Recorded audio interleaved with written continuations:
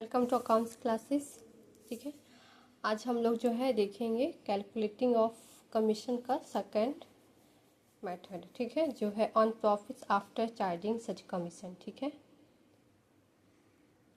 है, ये सेकंड जो मेथड है इसका नाम है on profit after charging such commission. ठीक है, तो इसे हम लोग विस्तार से जो है आज के वीडियो में देखेंगे। चलिए शुरू करते हैं। ठीक है, यही है on profits after charging such commission. ये हम लोग पहले के वीडियो में देखे हैं, देख लीजिएगा, चैनल पे अवेलेबल होगा। ठीक है, on profits after charging such commission. ठीक है, ये भी मेथड जो है प्रॉफिट पे ही कैलकुलेट किया जा रहा है, बट कब? तो आफ्टर चार्जिंग सच कमीशन, यानी कमीशन वसूलने के बाद। और जो पहला मेथड था उसमें था कमीशन वसूलने से पहले। यही डिफरेंस है दोनों में। ओके, चलिए शुरू करते हैं इस मेथड को। इसमें लिखा गया है कि suppose the profit earn by the firm before allowing the managers commission is 22,000। ये दोनों में सेम है, इसमें कुछ अलग नहीं है।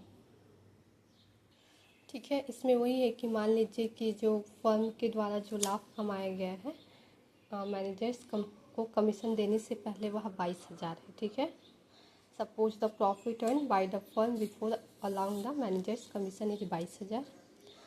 फर्म के द्वारा लाभ देने से पहले जो फर्म के द्वारा अर्जित लाभ वह 22,000 है। And the manager is entitle to a commission of 10% on 10 profit remaining finally after charging his commission. ठीक है, इसका मतलब बताया जा रहा है कि जो मैनेजर है वह अपना कमीशन वसूलने के बाद जो है जो शेष लाभ रहेगा उस पर जो है उसको 10% पाने का वह हकदार है। ठीक है, listen carefully what is difference here. The manager, ठीक है, the manager is entitle to a commission of 10% on net profit remaining finally after charging his commission. ठीक है, यहाँ पर जो डिफरेंस है वह यही है कि मैनेजर जो है वह अपना कमीशन, ठीक है, वसूलने के बाद, ठीक है, जो शेष प्रॉफिट रहेगा उस पर उसे 10% पाने का अधिकार है, वह हकदार है। ठीक है, तो मैनेजर्स कमीशन कैसे निकलेगा यहाँ पे? तो 22,000 रुपये का फर्म को लाभ हुआ है, उस पर वह 10%। ठीक है, तो the manager is entitle to a commission of 10% on net profit remaining finally after charging his commission.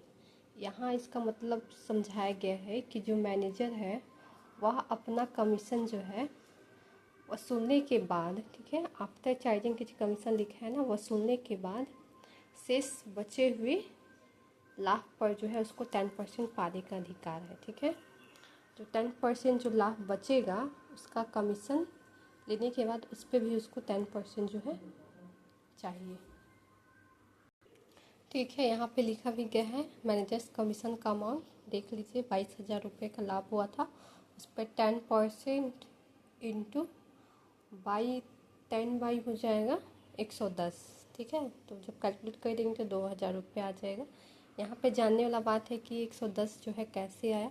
तो देखिए 110 के बारे में यहाँ कुछ नीचे मेंशन किया गया है कि इन अदर वर्ड्स, दूसरे शब्दों में, इट मीन्स दैट आउट